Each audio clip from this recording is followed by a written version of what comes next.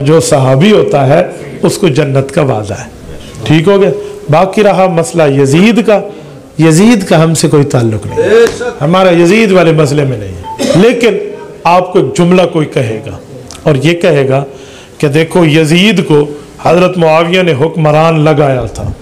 भाई सुने, जब कोई हुक्मरान किसी बंदे को वलीउल अहद बनाता है, हुक्मरान कहते हैं कि मेरे बाद हुक्मरान होगा, तो शरीयत इस्लामिया का उसूल क्या है कि क्या वो फौरी तौर पे हुक्मरान बन जाता है या वो अरबाब हल्लो अक़द जो पार्लियामेंट और शूरा होती है उसकी परमिशन का पाबंद रहता है।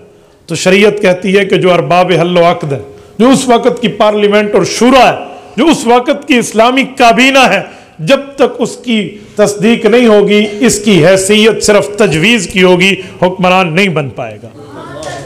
तो अरबाब हल्लो अक़द में हज़रत हुसैन रज़ी का बहुत बड़ा नाम है। इनके इनकार के बाद यजीद की हैसियत क्या रह जाती है? इसलिए हमारे यजीद के साथ कोई इस तरह वास्ता नहीं है। और जब यजीद हुक्मरान बनने के लिए नाम तजवीज़ किया जा रहा था, उस वक्त तो इसने हज़रत हुसैन को मारने वाले मामलात में तायद करने वाली तरतीबें थी भी नहीं। जब थी ही नहीं तो आप हज़रत मुआविया को इस तरह क्यों कहते हो? ये तो वही बात है कि हज़रत उमर रज़ी अल्लाह तआला अन्हु को जब अबू लोलो फिरोज मिला, मजूसी जो कातिल हज़रत उमर का, तो क्या करते हो? कहा जी मैं खंजर बनाता हूँ, ज़हर बुझा खंजर। हज़रत उमर ने कहा मुझे भी बना दो।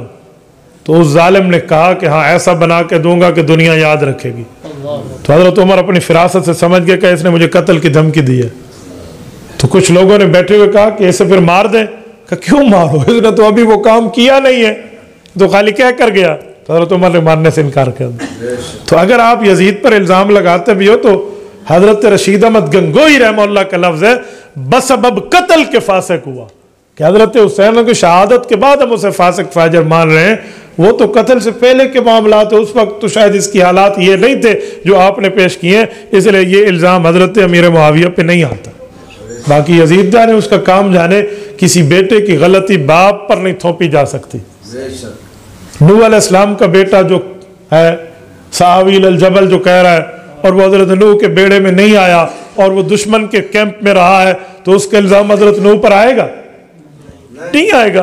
तो आप कैसे यजीद वाला मामला हज़रत मुआविया पर डाल सकते हैं? सैयदना मुआविया इस मामले से मुबर्रा और बिल्कुल ठीक है। और मेरे दोस्तों, रसूलुल्लाह सल्लल्लाहु अलैहि वसल्लम की दुआएं, हुज़ूर पाक अलैहिस्सलाम की सोहबत, रसूलुल्लाह का कुर्ब जो हज़रत मुआविया को हासिल है, इसका एक मकाम और मर्तबा है अपनी जगह। और हम अहले सुन्नत वल जमात खुलफ़ाए राशिदीन को खिलाफत राशिदा समझते हैं और हज़रत मुआविया की खिलाफत को खिलाफत आदिला समझते हैं। खिलाफत राशिदा भी अल्लाह के यहाँ बरहक है, खिलाफत आदिला भी अल्लाह के यहाँ बरहक।